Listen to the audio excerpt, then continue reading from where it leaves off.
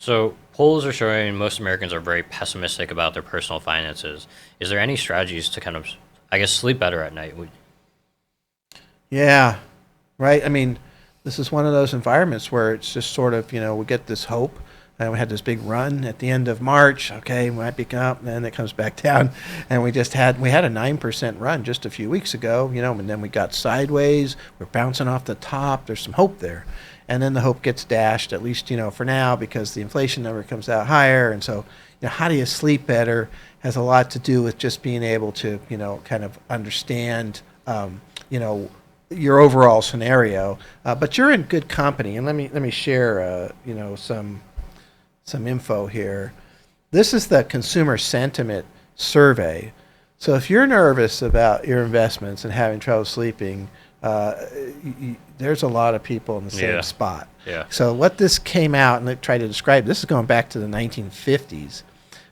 This week, just today, this was just released today, the consumer sentiment surveys, you tell them what they ask and kind of what they're looking at there. So it's basically a questionnaire where they ask people, 40% on kind of like a present scenario where you feel you are now, and then what's going to happen in 6 months. And so the other 60% is about the future.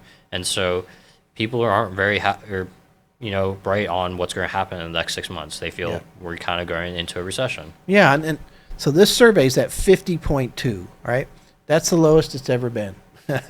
And so, but if you look real closely, it's a little hard to see this, but if you look, the one that was almost as low is right there in 1980. And if you listen to the headlines, the inflation number that we keep beating, like today, was the highest inflation year over year since 1980. So it's the same environment where people feel like, okay, costs are going up and up, and every time I go to the gas station, I get nauseous, and all these things that are happening, and my paycheck maybe isn't keeping up, my portfolio certainly isn't keeping up, that kind of thing. And so sentiment is out there. It is basically negative, right? Now, one of the things I think very fascinating to me is people are answering that poll in a negative way and then going out and spend money like crazy, because consumer spending is skyrocketing. Is part of the problem, which is ironic, is that too many people are going out and spending money on all these different things, and that's creating this inflation, right, scenario. And not to stop you from spending money, but that's what's happening. So again, there is a diverse dichotomy here between what people are answering in this survey and what they're actually doing as far as that goes. So I think it's definitely an issue. It's something to think about. And the way that I always recommend, how you deal with this and how you get back to a point where you can sleep better, is you just need to make sure that your overall situation is as tight as it can be. So you have a portfolio that meets your risk tolerance. If you're really nervous about your portfolio right now and it's going down more than you think it should, that's not a good sign, because this is only about an 18% drop. I mean, this is every 3 years we practically get a drop like this. Yeah. So you might be in a portfolio that's too aggressive, and maybe you need to kind of reassess where you're at and get back to a more conservative portfolio, so that that's number one. You have to have a portfolio that fits. I mean, we use a company called Riskalyze, and Riskalyze sends out an email to our clients every 3 months, and they can go in there, they answer a couple questions, and then it shows them for their portfolio how much that portfolio would have dropped in 2008, how long it would have taken to come back. And I really talk to the clients about, you have to be able to accept that. Yep. If you can't accept that, first of all, you won't get the bigger returns when the markets go up. But secondly, you'll end up kind of not sleeping well, and maybe even, cashing out at a really bad time. So having the right portfolio, I think, is super critical to sleeping better. So, you should be analyzing that right now. This is a good time to take a look at it to make sure that you've got what you want in that portfolio. And that by level of risk, it's really mainly stock versus bond. Yeah. And then what type of stock would be probably the next level, right? Because you can have I've seen portfolios with 40% stock that are more aggressive than a 70% stock overall allocation, just because of what's in there. Just a low number of holdings or really high volatile pieces. So those are the two pieces. How much stock and what types of stock do you have, and how much do those traditionally move? Yeah, and I also think having a plan, with a financial plan, we can check, the Monte Carlo simulation, and you can see. And sometimes we test for the Great Recession. So we test, what would happen to your plan if '08 happened again. And so that's a really good way. And so if your plan's still stable with the '08 crash, you can sleep a lot better knowing that even though we're going to downturn, I'm still have a good probability of being successful. Yeah, this is how I would answer it. It's how I would feel better.